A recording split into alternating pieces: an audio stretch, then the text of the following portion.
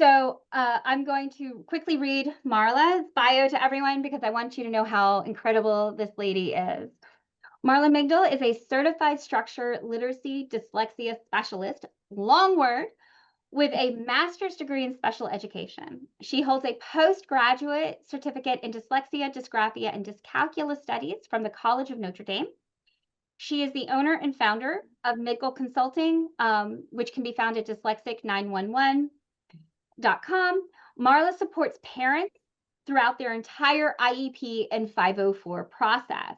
She works collaboratively with schools and families to ensure that students are receiving free, appropriate public education. And she provides one-on-one tutoring in reading, writing, and comprehension based on evidence-based practices. She's listed as a specialist through the Center of Effective Reading and Instruction, and she's a proud member of Decoding Dyslexia. She is the former Decoding Dyslexia for Frederick County chapter leader, and she is a huge advocate for early screening, early intervention, twice exceptional students, and equitable access, which is why she's here to talk to us today, that for students who have co-occurring conditions. So Marla, I'm going to turn it over to you. Okay, thank you so much. Just listening to that introduction made me tired. Okay, so I'm going to begin with a quote that is from a student. I think that it is very powerful, and I'm going to begin with that. So, ADHD and dyslexia really help me to be creative and let my imagination paint a path for itself. I don't think ADHD and dyslexia are weaknesses. They are superpowers that you have to work with, not against. Sometimes it is really frustrating that I don't always get it the first time or that people are better than me. But when someone tells me that they appreciate my presence, I realize I don't have to feel that way. I am awesome the way I am. I just think it's really important to listen to the students, the children, and this is a student that it's a journey going through, especially if you are having multiple challenges at the same time. Okay, so I want to give you a little bit more of a background. My name is Marla Migdal. I am a certified structural literacy dyslexic specialist. That is through the Center for Effective Reading Instruction. I have a graduate certificate in dyslexic studies, and I have a master's degree in special ed. I also own, I'm an educational consultant, and I own owner of Migdal Consulting. And most importantly, I'm a proud parent of 3 young adults. And the combination, the parent part is the reason I had to learn more about dyslexia. So I've walked in many of the shoes that you know, as a parent and an educator, maneuvering this process. And so many of the things I've learned was out of necessity to make sure my children receive the support that they needed. So I provide informal assessments in reading, spelling, and writing to help students get identified within the public and non-public schools. So under that, and my specialty is under specific learning disability. It's an umbrella term. And so underneath that, we have dyslexia, dysgraphia, and dyscalculia. And then I also review data provided by the school to support that identification as well. And this may be in addition to current identification or a diagnosis, and I recommend additional testing or other areas such as speech or occupational therapy. So I think we have to begin with the reading brain, right? Because we really need to understand what is happening in the brain and all the processing that needs to happen together. So this is, I have some different pictures of the reading brain, and this one I do like. It is from Carolyn Strom, and so I have her as a reference. And so these are regions of the left half of the brain and how they must all work together. I have additional slides to break it down further because this can be very overwhelming, but we have the orthographic processing system, we have the phonological processing system, and then we have the semantic. And it kind of, if you take your hand and put it in the back of your head, it makes like that rainbow and it goes back and forth. So all of these areas need to be working in order to have that reading brain. I'm going to break it down further in the next slide so that we can talk about each one. So here is another representation of the reading brain. Again, I have in the back of the brain the purple color, pink purple color, that's the orthographic processing system, that's that letter box. I'm even going to break it down even further. This is just another representation because the other one can be a little busy. And for all of the types of ways people learn and get information, I wanted to present it in different ways. And again, following that rainbow at the top, that phonological processing system. And then you keep going down to the end of the rainbow, that language comprehension semantic processing system. The front part that I have in green is that phoneme, the pronunciation and articulation piece, because that all, again, works together. And this, again, is sourced from Carolyn Strome's picture. I just wanted to show it in a different way. So let's put our hand in the back of our head, that visual word form, the brain's letter box, the temporal occipital area. That's that orthographic processing system. Okay, so this enables us to recognize and recall written language symbols. This is part of the brain that allows us to form and store and recall words. So if you could close your eyes, you might be able to see the word in your mind. So if I said the word spell, you might be able to visualize that piece. You also, if this part's working very well, you can also be able to write the word in many different ways. People that struggle with that, right? With dyslexia and dysgraphia, they struggle with that. So, it's important to kind of understand. And so this is, again, where you store information about print.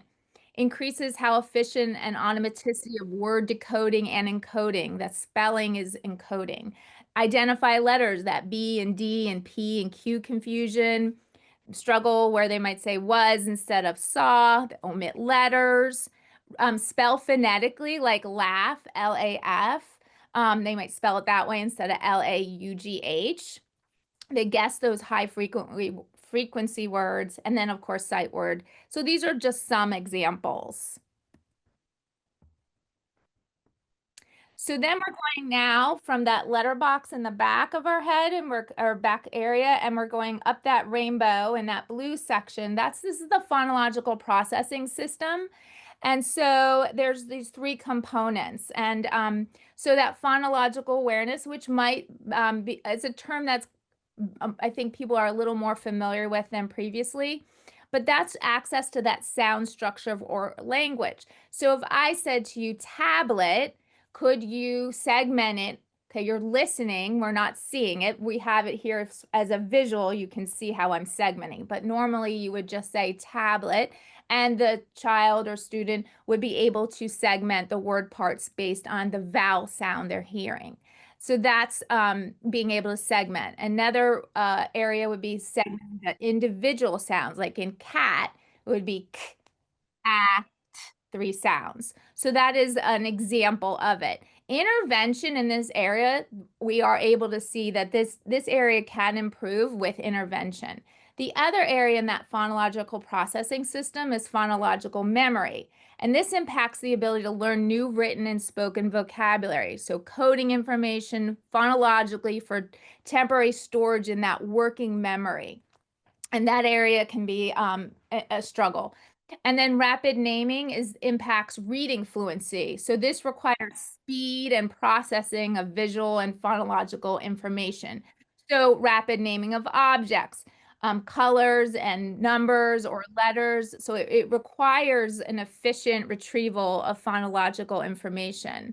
And so you might, and maybe not have heard the term double deficit dyslexia. That's when you have a deficit in that rapid naming and that phonological awareness. Again, this falls under this area that is that phonological processing system. It's really important to understand all these components because as a parent or an educator or just trying to learn more about it, you're going to be hearing these terms and it's a little abstract. So I'm trying to make it a little more tangible for you. The next part is that semantic processing. I feel like this is the easiest to understand. In Carolyn Strum's, I liked how she had the visual of the meaning mountain, right? So this is that language comprehension, making meaning, interpreting words, meanings in and out of context. So you create a mental dictionary and allow us to find like a variety of meanings of the word. So on here, I have a picture of the tree bark.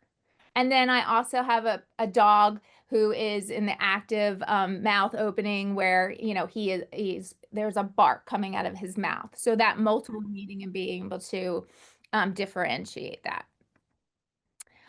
So we're moving on to actually the definition of dyslexia, and the International Dyslexia Association decided they were going to update the definition. So I have the one now, but just know that they are in the process of updating it. So it is a specific learning disability, and it's neurobiological in origin. It's characterized by difficulties with accurate or fluent word recognition, poor spelling, and decoding abilities. And they impact that phonological component, and we just talked about that. So now you have a little bit of background knowledge of what we're talking about. It's unexpected in relation to other cognitive abilities, and then it can also impact comprehension and vocabulary. So the new definition is coming soon. I think they're still working it out. So why did they change the definition? Well, there's been updated research. They want to be more inclusive and useful when identifying and supporting all people with dyslexia. So there are, at times, there's unintended barriers that was caused by the 2002 definition. And so they're looking at how this definition impacts diverse communities, and they don't want to exclude or create more hurdles with the language. So that's really important. So let's talk about dyslexia. So I am showing you now an assessment that we use. And this student, and I'm going to go into a little more detail, but before, when I was talking about that phonological piece, this student had to be able to count syllables and count sounds. So you're going to see, for example, pizza on here with a check. And the student was able to say it had 2 syllables. And the same thing with the word me, as they were able to orally segment m-e. So this student that we provided this was not identified with dyslexia until 5th grade. He was provided with structured literacy and an intervention since 3rd grade, so about 2 years. But the IEP team failed to provide an IEP during this time. He was able to work on his phonological system, so segmenting, and then he also was able to work on blending. And if you remember, I said that this is an area that can improve this piece. So the multi-tiered system of support did support this piece. But if you look at the next screen, at the phonics and word level, the student was hopping from sound to sound and not continuously blending. For example, on this chart, I have the word, and these are nonsense words, ob, and instead of being fluent, like how I just said it, she presented it as b. And so when there are multiple on the chart, there's multiple, we have like 3 stars, so multiple stars across multiple words. This student struggles with continuously blending, and that's just with a vowel and a consonant, or a consonant and a vowel and a consonant, and even throwing in digraphs. About almost like 90% of the words that we gave him or her were segmented. And so on the next screen, you'll see even higher level words with vowel teams. This continued through all the syllable. So this is an example of dyslexia. So this child was able to get some remediation with the sound and manipulating sounds, but at the word level, really struggled and not fluent. And what happens is, I have a picture of a brain and papers are being thrown everywhere. It causes cognitive overload, because if you're segmenting every sound, it's held here and then you have to remember it. So you're really making it harder. And this is this is, I always say, with when I'm working with tutors or new training, this is the first hump, right? We've got to get them to be fluent at the word level. So I wanted to kind of show you, because there's definitions and you hear the word fluent, but being fluent at that word level by continuously blending, or continuous phonation is the term that we need them to be. And so this is what dyslexia can look like, or what does look like. So on the next screen, also struggling at one syllable and struggling with multisyllabic words. So again, really struggling. This student really struggled with two-syllable words, words with prefixes and suffixes. So really struggling. So they were struggling to blend one-syllable words and then deleting or adding or guessing. So the word here is sequel, and this student said squirrel. So a lot of times they'll look at the first sound and then guess the rest, or they'll delete part of it. That's what dyslexia can look like.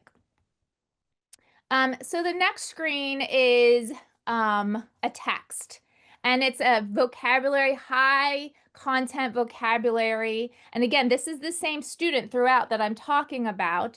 And so this student read 47 words correct per minute with 94% accuracy. So in that 1 minute, read 47. The goal, and I use Dibbles, which is a screener and their benchmark. If you look at it for a fifth grader, the goal is 103. So 103 is the goal. 47 falls in the red range, which requires intensive support. Remember, this student didn't have an IEP. Didn't have an IEP, and also didn't have when they did receive an IEP, they didn't even have a fluency goal, but reading 47 words. And then as this student read, as the student read, more and more words, content specific words, guessed, substituted, omitted. So for example, mucus, the student said muscle, moist, most, trachea, really struggled with that k sound and had a j sound. Bronchial, branches. These were key vocabulary words, and this is for upper level text, on grade level text. So the full accuracy dropped from 94% to 88%, which meant that this student was frustration with this text, this grade level text. And then when they had to comprehend and understand all of this, they were frustration with, because if you can't decode the vocabulary needed to understand the text, it's going to impact your comprehension. So going back to that definition of dyslexia, the secondary causes. So this is dyslexia. And then going into spelling, being accurate with spelling, really struggling.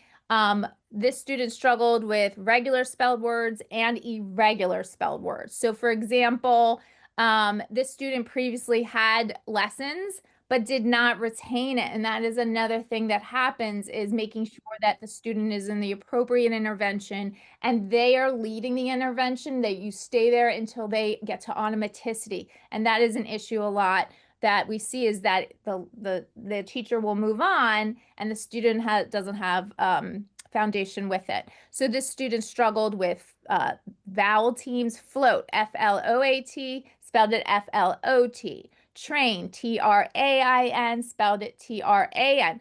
These are second grade skills that this fifth grader still struggles with. And then with irregular word spelling, so these are words that don't sound like how they're spelled. So does is an example, D-O-E-S, spelled it D-O-U-S. Previously had this, but hadn't been taught to automaticity, and just really struggled with spelling were, there, me, should, words that by fifth grade with an intervention should be able to spell with automaticity. So this is also dyslexia. Okay, so I'm not sure you're going to be able to hear this, but I did do a little warning for those. It sounds loud to me, but and I'm going to give you a little thing. I will explain what you're going to hear if you do hear it. If you don't, there is a visual with it. But to me, moving on, this is what ADHD sounds like to me. So hopefully, I don't know if you're hearing it, but if you're not, you're seeing a race car kind of revving. And that is just my interpretation of what it feels like. With associated with ADHD, and that can be represented in its personal of how people interpret it. But that is kind of my way of giving a sound and visual of representation of ADHD. So I want to talk about this. Roughly 60% of those with dyslexia have hold on, thing is moving. So have multiple systems from multiple conditions can overlap. So 60% dyslexia have ADHD. For example, problems with working memory are linked both with ADHD and dyslexia. So there is a genetic predisposition for both impacts processing speed and working memory. So dyslexia and ADHD can co-occur with approximately 25 to 40% of individuals diagnosed with one condition also meeting the criteria of the other. If you touch your head again or brain, and there is a picture of a brain on the screen in this pink area, that working memory area, it shows you. And then, so again, referencing that area of the brain and how it impacts, and there's a lot of crossover with other areas that we talked about previously. So ADHD, or attention deficit hyperactivity disorder, that's a mouthful. Here are some characteristics. There are more, but low frustration tolerance is a big one. How many of us can identify with that? Also restlessness, problems with focusing, problems with prioritizing what to do, and then involuntary actions due to brain chemistry. So coexisting means that two conditions, ADHD and dyslexia, can occur together, but they do not cause each other. This is important. I did get this from the IDA fact sheet because a lot of times when I'm working with clients, the school will say, well, it's the ADHD. And I'm like, well, that's a layer, but it doesn't cause each other. So we have to, and as we talk more with comorbidities, but it's really, really important to understand that. So I've represented ADHD with the 3 types and I've color coded it. So on the left, inattentive is pink, and inattentive is challenges with listening, forgetful, and easily distracted. Again, this is just a general representation, individualized. It can also look, there's other characteristics as well. On the right side is green, hyperactive, impulsive type, fidgety, restless, and chatty. So combined is when you have combined both the inattentive and the hyperactive impulsive together. So those are the ways that we're classifying ADHD. This is my interpretation about dyslexia and ADHD. So here's some of the reading behaviors that I see as a tutor. I have a representation of a piece of cake, a layered cake, because there are multiple layers when you're working with students that have dyslexia and ADHD, and you need to recognize how to address both, but at the same time, differently, but both at the same time. So not attending or tracking all the words in the text, losing their place often. Students forget their strategies and go back to previous unsuccessful strategies. Losing materials or trying to find the materials that are right there in the binder. That's really hard, especially if it's not clear and it's not like right in front of them. They get very overwhelmed. And a lot of us as adults probably can identify with some of this, gets easily frustrated or overwhelmed, even when making fewer errors with spelling and reading. So even as they're are making progress, they really have a hard time. They still are very hard on themselves and don't always see the progress, even if you point it out to them. Very strong emotions take over and they struggle to regulate themselves. If a student is tired or hungry or thirsty, their symptoms may exasperate. They move while reading and this is one thing I have to say a lot. So moving's great, but the thing that they're moving is what they're reading. And so so I do have to put a lot of reminders. You can move any part of your body, but except the paper that you are reading. But they just don't think about it because they're just, needing to move. So those are just some of the things that I've seen and to make note of. Um, so I want to also stress the benefits of ADHD. So there's good news. We have Michael Phelps. He's the most decorated Olympian of all time. Benefits of ADHD: creativity, hyperfocus, bold vision, intuition, determination. And also you don't have to be a superstar to have this be a positive thing in your life. You could be a chef, you could be building these amazing, or actually be the builder, a plumber, a welder, a teacher, a judge or a lawyer, or you're working outside. So you will see all kinds of careers and everyday type of jobs where the benefits of ADHD can impact and make them do incredible things within their job. The next thing I want to talk about is dysgraphia, and I do think they need to update this definition, but I have it from the Cleveland Clinic and I have it from the IDA as well. And so it is a neurological condition which someone has difficulty turning their thoughts into written language for their age, ability to think, despite exposure to adequate instruction. It can present with many different symptoms at different age. It's considered a learning difference. And then IDA is a condition of impaired letter writing by hand that is this is the part I'd like them to change, is disabled handwriting. Doesn't sit that well with me. Impaired handwriting can interfere with learning to spell words in writing and speed of writing text. Children with dysgraphia may have only impaired handwriting or only impaired spelling or both. Also, the writing piece is left out of this too, so that's why I combined it for this. So I want to show you again, I think it's important for you to see what it looks like. So 30 to 40% of those with dysgraphia also have, 30 to 47% of those with dyslexia also have dysgraphia symptoms. So I'm going to break this down even further, but on this page, there's handwriting. There is, you can see some of the letters are on the left side pushed together. You can obviously see spelling errors. We're going to move in to that a little closer in the next slide. And then the other slide, you can see attempts to spell words, and there are some spacing between letters.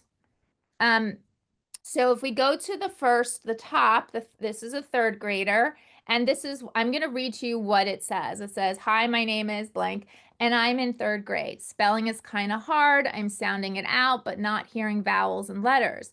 Even as I'm writing, this was hard to read my own words that I wrote," which is really telling they are aware. And then the sample underneath at the bottom, they really are struggling to spell irregular words. Like I said before, when we were talking about the different areas of the brain, that word box area.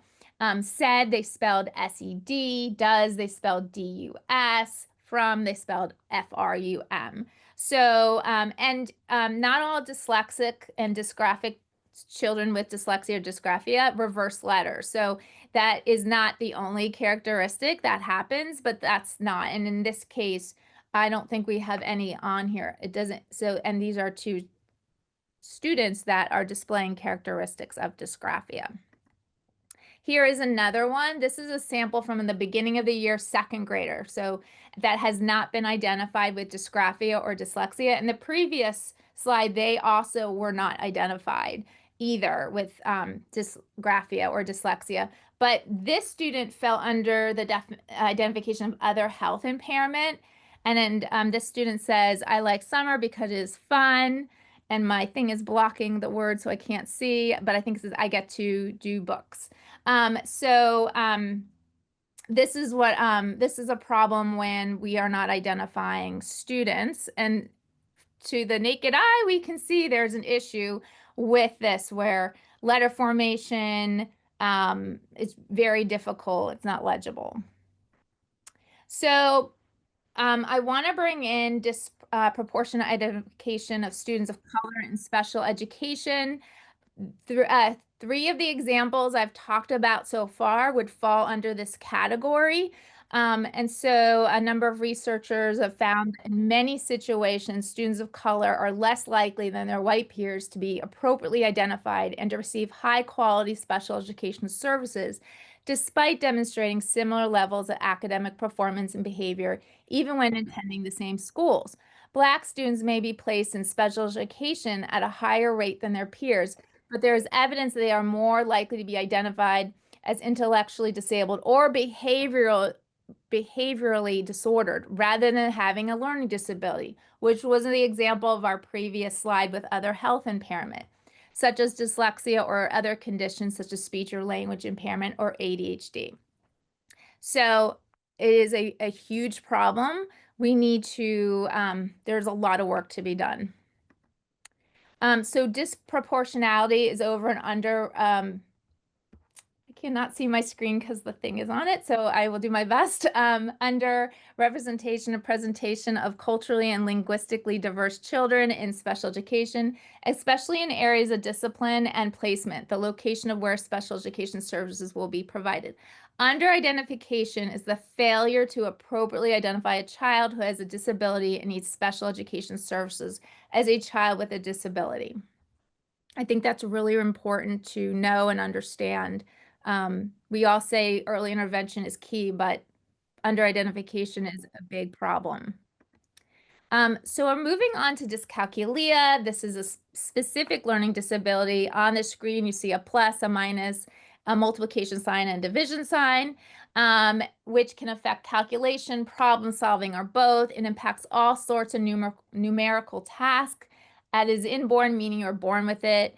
Difficulties with number sense, memorization of basic facts, and accurate and fluent calculation. Estimated 4 to 7% of students have dyscalculia, so a teacher can expect to have 1 or 2 students with this per class. So around 26% of those with dyslexia have symptoms of dyscalculia. Dysgraphia and dyscalculia can also occur together about 36% of the time. So this is dyscalculia, students struggle, and these are some, again, not all, start to count later and less accurately, have struggle with basic math facts, mentally connecting a number with a size or quantity, that number sense, one day knowing your facts and then forgetting the next day, choosing the calculation of the numbers in word problems, that can be difficult, and even just when you roll the dice, not knowing automatically, okay, that's a 5, like they have to count every time. That's a really good sign. So let's talk about comorbidities. So this section, some of it's was new to me when I first started. So I think maybe this might be new to some people or maybe reinforced. So Tourette's syndrome, it's a neurological disorder that is characterized by sudden involuntary movements and or sounds called tics, and they range from mild to moderate to severe.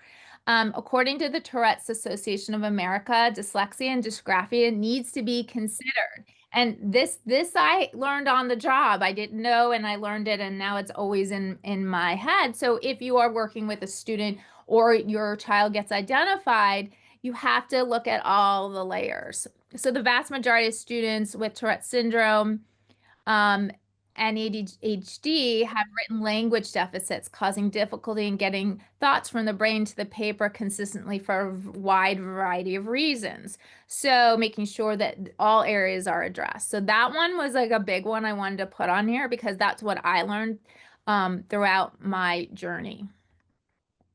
So developmental language disorder, that's a challenges expressing ideas clearly, difficulty answering questions, struggle finding their words, trouble following directions. So on the left side, you have receptive, and there's a picture of like a question mark around someone's head. So that's, you might see tuning out when people are talking, difficulty answering questions, asking people to repeat, give an answer that does not make sense, misunderstanding, struggling with jokes. On the right side, you have expressive. That's like using the wrong words, talks later than most kids, says huh or as word holders, limited vocabulary, speaks with like short phrases and then repeats. The combination, you can have a combination of both, and it's called mixed expressive receptive language disorder. To get a diagnosis, you need to be evaluated by a speech language pathologist. Schools can identify as well. Children who talk late, there's show delays in language, are at heightened risk for reading disabilities. Early problems in the phonological aspects of language may also be a clue for the risk of dyslexia. Remember, we talked about that phonologic piece, like example with that segmenting and manipulating sound. And this impacts written expression and comprehension, right? If you're struggling with language. So language minority bilingual children use a language at home that varies from language they encounter in other environments. And so while they're not increased risk, this is also needs to be, many can be misdiagnosed because of that language piece. Hold on, there's a lot on my screen. Okay, auditory processing disorder is an abnormality in the processing of sound in the central nervous system. So this is the breakdown in the brain's ability to accurately and efficiently process the sounds.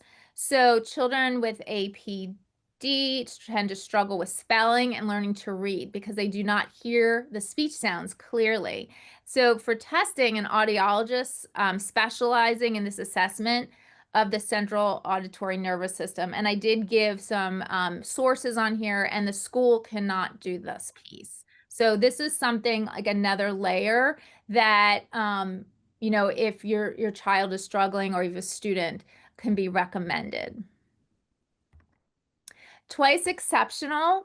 This could be its own presentation on itself, but briefly, 2E is a term used to describe students who are both intellectually gifted as determined by standardized measurement and then having a learning disability. The most important takeaway of this is that this student needs to be enriched and have support at the same time, simultaneously. And this population is the most ignored. It is real. Sometimes it's one or the other, but rarely is it both. And it really impacts their mental health. And this is what I see. And sometimes our twice exceptional are also multiple disability. So there's a lot going on. So I have some references, I believe, at the end of my slides for that too. I want to talk about dyspraxia, also known as developmental coordination disorder, is a chronic condition that begins in childhood that causes difficulties with motor movement skills and coordination. Dyspraxia can affect your child's coordination skills, which can make riding a bike or playing sports or fine motor skills, such as writing or fastening buttons. I have the Dyspraxia Foundation information here, but you could see how this can also impact other areas and impact education. Apraxia, so childhood apraxia of speech is a motor speech disorder. Your child knows what they want to say, but a disruption in that nerve pathways between their brain and mouth muscles make it hard for them to form words. A speech language pathologist can help your child improve their communication. There are studies about this. So if your child or a student has been diagnosed and identified with this prior to coming to school, the chances of them struggling to or being identified dyslexia are higher. So that language and phonological awareness deficit of children are related to the risk of reading failure. So this is really important because I don't see this happening where maybe they did receive support in before school, preschool, but then it's like a clean slate and this child would be considered high risk and to identify and provide that support for them right away. Anxiety on here. I have a brain that's kind of, looks like it's like sweating and just a lot of thoughts going on. And so with all the topics I'm discussed today, studies show that about 21% of students with specific learning disabilities, again, that umbrella, dyslexia, dysgraphia, all the things that we're talking about, also have anxiety disorder as well. The mental health aspect is really important to work on at the same time. This is also an area that I don't see, and there needs to be more work on this area because if you're not available to learn, you can't learn. So I have this slide, autism spectrum disorder, and I want to explain it because I wanted to introduce the hyperlexia. I wanted to introduce that term, but I also want to make it clear that students on the spectrum, we do work with them. They do still struggle with characteristics of dyslexia. This slide is not saying that they don't. This slide is saying that some students with autism and the spectrum disorder, they are actually able to read all the words, but they struggle to comprehend it. And they can decode and figure out the letters. And that's called hyperlexia. And I really just wanted you to have that term because there might be parents saying, well, they're in this group, and this is what I've seen where kids with dyslexia and kids with hyperlexia, and maybe their scores are the same, but the reasons and what you need to do with them are different. And I also wanted to throw this out, Visualization and Verbalization by Nancy Bell. That supports comprehension across many disabilities. And for those with dyslexia, we said secondary areas because dyslexia is a language-based learning disability.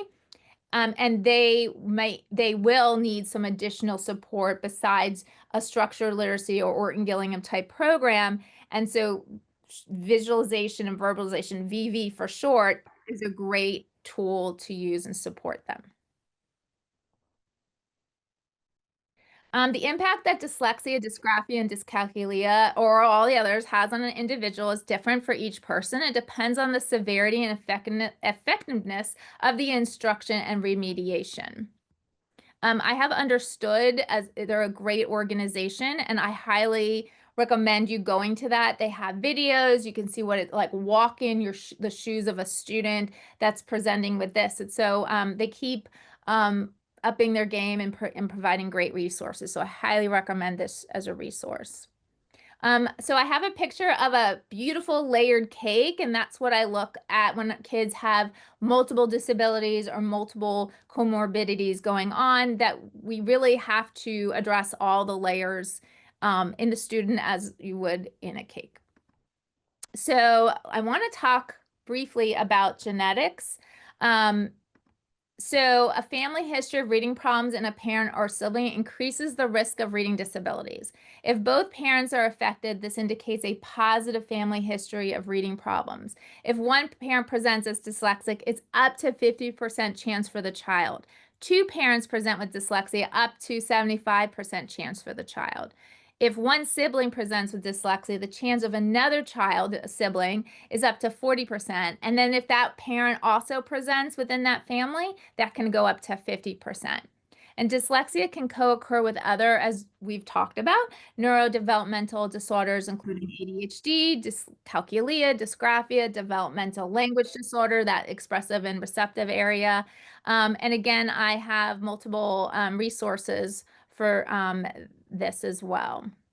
So I want to take it a little personal right now because I think I want to make it, for you to visualize. So this is, many families don't know that they are high risk. They don't know they have a known family history. And this is a representation of my family. And so we have two parents at the top and the parent on the left. One parent has a speech delay, received support early, but struggled with writing, no IEP. So it was very like, it was the 70s, right? It was like, you're fine. The other parent had some attention issues, no formal identification, struggled to learn to read and spell, but the parents kind of helped her figure it out. They have a child. So the first child is on the left. That child struggled with executive functioning, some ADHD, twice exceptional, high working memory, and maybe mild learning disability, but compensated because of that twice exceptionality, which they compensate. So this child did have a 504. Second child comes along and struggles to speak, really struggling to get the words out, has a lot of therapy, even before going to elementary school. This child eventually struggles, eventually gets identified with dyslexia and like middle school, um, winds up changing because of that language piece and the dyslexia they packed the same time turned it into multiple disabilities. And so did not get remediation till middle and support till middle and high school, true support. And then the third child, ADHD, dyslexia, dysgraphia, but did not get support or identified till fourth grade. So if you look, it's a wait to fail model between the two, the middle and the last child. So again, no known family history, nothing on paper, nothing writing, but moving forward, this family finally has identification. So again, thinking back to that genetic component, we talked about that sibling, right? Especially with developmental language disorder and that third sibling. Had they done a risk intake form that these students or my children or future children, just like if it's medical genetic testing or just doing a questionnaire or intake form for early risk assessments. And I think this is really important for any child walking in, any parent walking into a school systems. Again, like my family, many families don't know their family members have dyslexia. They might, and they weren't formally identified or anything. So schools need to ask if they struggle with reading, writing, or math. Did anyone in your family struggle? Ask if a parent or parents struggled or were identified, because some may have been. Ask if siblings have been identified. Ask if they were supported by infant and toddler or early therapy like that apraxia or articulation, language, occupational therapy, or any developmental delay, speech delay, articulation without therapy, because some parents, the kids aren't identified, but still having that. Premature, if there's an illness like childhood seizures or a traumatic brain injury. All could be considered high risk from the start and can be flagged. So here are some just additional resources that I have in the slides that hopefully will support. This is just the beginning, kind of an overview. Again, if anybody wants to find out more information, they can reach me at dyslexic911.com. Marla, thank you so much. That was a lot of information, but I'm going to recap it in a sentence. Are you ready for this? Dyslexia does not look the same on every individual, especially those individuals who have comorbidities and may be part of a marginalized community. You got it. Oh, I did it! I think I want everyone to understand that Marla is available for additional questions. She has extensive experience and she's happy to continue the conversation. We do have a Q&A box. If you have questions, you are free to put them in there. If you would prefer to raise your hand, I will unmute you so that you can ask your question. We have a few minutes before we move on to the next presentation for like 1 or 2 questions. Okay, we got one in the questions and answers. Awesome. Do you think it's useful to share the experiences of parents with educators early on, or wait until the issues have been identified? No, I think you have to right on share. I mean, it's so important, because also we have to remember, and I was one of them, I did not learn about dyslexia in my schooling, and even in my master's degree. I had to go back and get a graduate certificate. So some schools are starting to speak more about it, but I think as a parent, sometimes you have to be the expert and educator and educate. And that's what I did. And that's how I learned all about this, is because I didn't know, even though I had a master's degree, I did not know all of the things that I've shared with you today. So yes, you need to, whatever, it should be a collaborative experience. Wonderful. I'm going to unmute our next two, and then we'll go back to the chat. First up is Melissa Riccobono. I'm hitting the ask to unmute button. Oh, there we go. Hello. Just a really quick thing that you probably aren't aware of, but people who have low vision or blindness can also be identified as dyslexic. And I have a daughter who was finally just diagnosed at 15, just recently. And it was very difficult because she is also legally blind. And so some of the processing and things, they wanted to blame that on her vision and not that she was struggling with actual language or other things. She was learning Braille at the same time as print. And so the school was saying, oh, she'll just catch up. And I said, but she's having the same types of difficulties, the same kind of errors in both Braille and print. Oh, no, no, no, don't worry. It's going to be fine. And finally, I mean, it's very vindicating, but now she's in high school. And so just be aware of that. I think that happens more and more often. And I think actually, unfortunately, what happens most often is that people, especially people who are totally blind, are not identified correctly. And that's horrible to me. But I guess question wise, and I'm guessing that this is going to be covered more in depth in the rest of the summit. So if you can't answer much, but what when you're diagnosed so late, what what can be done? I mean, because there's now the academic demands are greater. Now the whole thing, we're rushing toward college, Yeah, and yeah. yet she's still really struggling. So what can be done in this case? So I can answer this because my son did not get support, and it was within a little bit different, but he didn't get support until middle school and high school. So I think you have to kind of look at it in a new lens, okay, and get those foundation skills, and it's going to take time. So I always say, for my son, his timetable looked different than others, and the way our world is created, right, there's this pressure for college, but what we said was, let's get the skills and intensely provide it no matter what, right, because this is the key. Now, as they're learning the skills, they can have accessibility, right, so that they're still getting the assistive technology piece. But it's really what we did in our family was we provided that intense support, whether we supplemented it because we couldn't rely on the school system to do it all. But we did it intensely, and was able to get my child to the point that he is being successful in college. He's in the sophomore year, but it took a lot. Like, there were no summer breaks. I mean, it was intense. I hope that answered.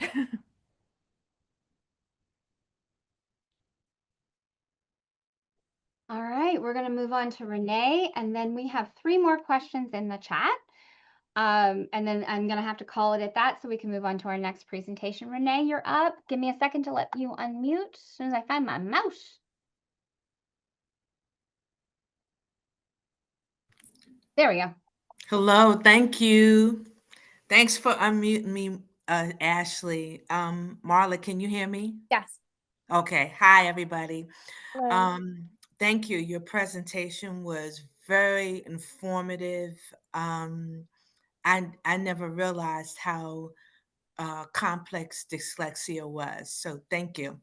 You mentioned in your slide presentation that students of color are disproportionately diagnosed with special education, even though particularly Black students may be on the same academic level as their white peers. What are you doing differently now that you are aware of that, so that students of color, particularly Black students, aren't unnecessarily diagnosed for special ed if they don't need it, and if it's not indicated that they need it? What are you doing differently so that that doesn't happen, or what are you doing to address that?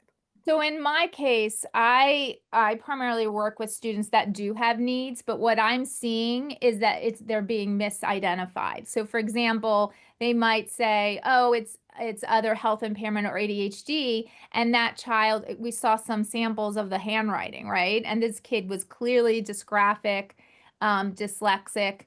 So they were dealing more with a behavioral, they were saying it's behavioral, but a consequence of not knowing how to read and write.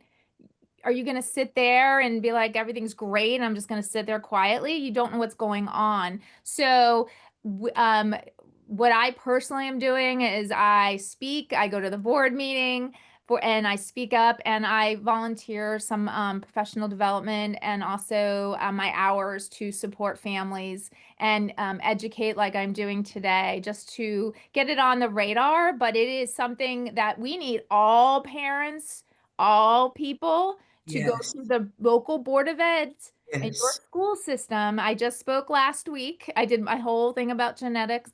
And Mhm. so whatever county you're in, I'm in Frederick County, but I'm everyone, in Montgomery County. I work at the public library. yeah, so getting, there's different, getting a group voice when you raise your voices collectively, and Mhm. that's where you see the Mhm. biggest change. That's where Mhm. and it's an ongoing thing. So Gotcha. and that's the way to make change. It's slow, unfortunately, but the more I think I would like to see a less passive and less people behind their computers and actually attending those board meetings and paying attention to what's going on and public speaking about it. That's how you get change and awareness. And unless people, you have to ring those bells. And that's the way, Mhm. and that this is a huge fight. And it's Mhm. very frustrated about it because I see it more and more. And so I'm just gonna just keep speaking about it and trying to get others to speak about it and get on their radar because it's really, really important. Thank you for Thank you. the question. Thank you. All right.